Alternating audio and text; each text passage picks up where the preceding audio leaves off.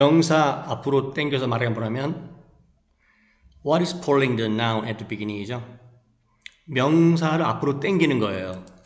이를테면 I bought a dress last night at the store.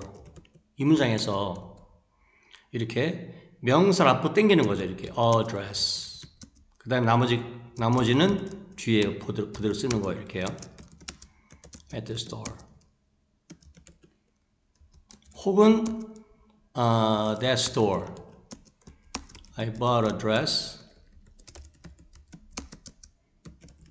last night. 이렇게요.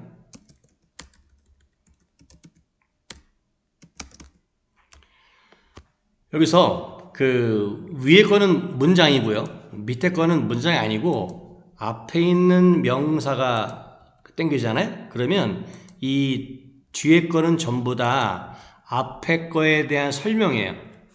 그러니까 앞의 명사에 대한 설명, 즉 정보 제공이에요. 정보 제공.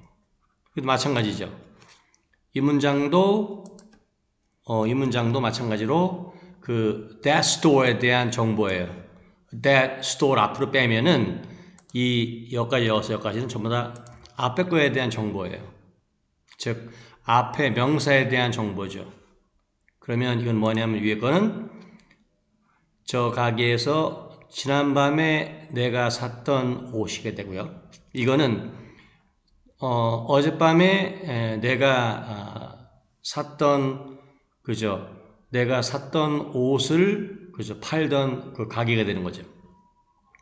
그러니까 이거는 그 드레스에 대한 정보를 주는 거고요. 이거는 스토어에 대한 정보를 주는 거예요. 그런데 이거는 우리가 실제로 평소에 말을 하는 거죠. 근데 밑에 거는 이 자체만으로는 말이 안 돼요. 이거는 이러한 어떤 그것을 얻다가 붙이는 거예요. 이를테면 이런 거죠. 저 가게에서 내가 샀던 옷, 그죠? 이런 거잖아요.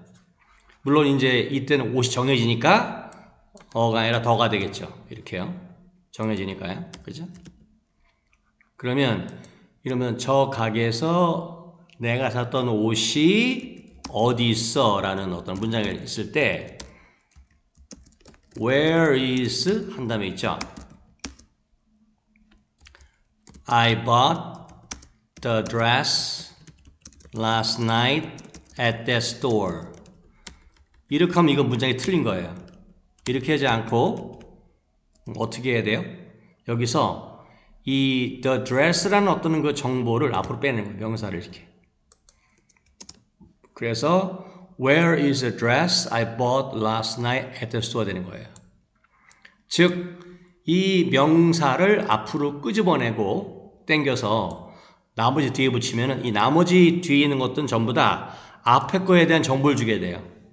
어떤 옷이냐? 내가 가게에서 지난밤에 샀던 옷이 되는 거죠. 다시 말하면 이러한 명사가 있고 명사를 땡기고 뒤에 이렇게 나오게 되면은 이 자체는 이 명사에 대한 정보 주는 거고 이것이 어떤 문장에 들어가게 돼요. 어떤 문장에. 그렇죠? 이를테면 저 가게에서 내가 샀던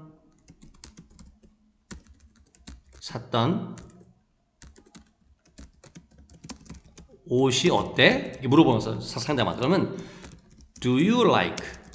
그 다음에 the dress I bought last night at the store 이렇게 되는 거죠. 이렇게요. 그러면 이 위에 거는 요런 문장에 들어간 거. 이거는 Do you like란 문장에 들어간 거죠. 그러니까 이 단어는 어떤 문장에 들어가서 이를테면 이 어떤 말이 되는데 전부 다 이 단어 자체만으로서는 문장이 될 수가 없죠.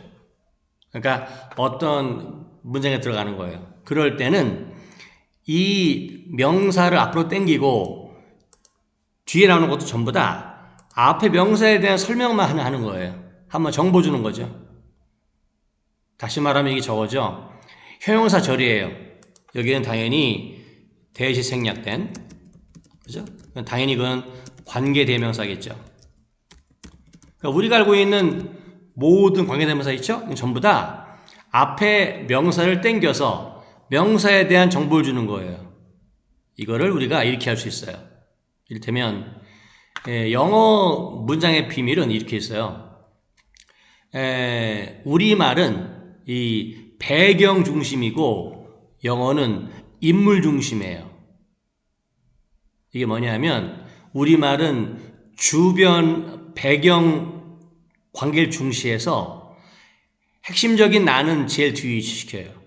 그래서 우리말은 주변 배경을 먼저 하고 그 다음에 이제 핵심은 나중에 하는 거죠. 반면 영어는 이 발산형이에요. 핵심 먼저 말하고 주변 배경 나중에 얘기해요. 이걸 설명할게요. 우리말로. 이를테면 한번 좀 읽어보세요. 길 건너편의 공원의 화장실에서 떨어진 나무 밑에 긴 새 한 마리. 우리말은 핵심어가 새 한 마리예요. 그리고 위에부터는 전부 다 이거에 대한 저거죠. 배경. 그러니까 먼저 말하고 배경을, 그 다음에 중심어인 새 한 마리는 제일 마지막에 말해요. 다시 우리말은 핵심 단어가 제일 끝에 위치해요. 이게 즉 명사가 되겠죠. 반면 영어는 먼저 핵심 단어예요. 새 한 마리. 그리고 그 새 한 마리에 대한 어떤 자세한 설명 정보는 이렇게 쭉 주는 거예요. 차례대로 이렇게. 그죠? 다시 말하면 영어는 핵심 단어에서 시작하고 그 다음에 즉 새 한 마리죠. 그러면서 그 중심으로 그 주변 어떤 배경을 설명해 나가요. 이거는 정확히 모든 영어나 모든 우리말에 다 적용이 돼요. 그런데 우리말은요, 사실 말할 때 말글의 방향이요, 예측 불가능해요. 그쵸? 맞잖아요. 길 건너편에 공원의 화장실에서 도대체 뭔 말하는 거지? 그렇지 않아요. 근데 영어는 그렇지 않고 말글의 방향이 예측 가능해요. 아, 새 한 말인데 어디 있다? 이렇게 쭉 하는 거죠. 그래서 우리말은 뒤죽박죽 문장 전개가 되게 어려워요. 그리고 주변 배경을 먼저 말하죠. 영어는 사건의 순서대로 먼저부터 핵심 먼저 출발하는 거예요. 그리고 배경은 뒤에서 하는 거죠. 이렇게 된 거죠. A bird, sing a song, sitting 이렇게 쭉 가는 거죠.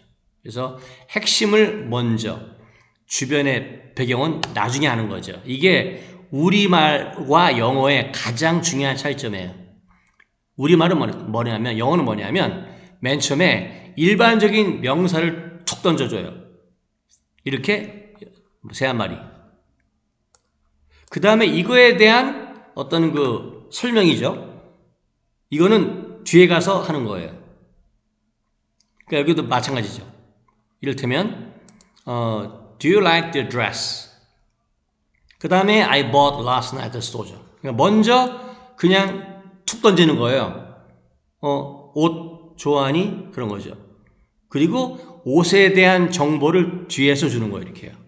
이게 바로 GS라는 설명이에요.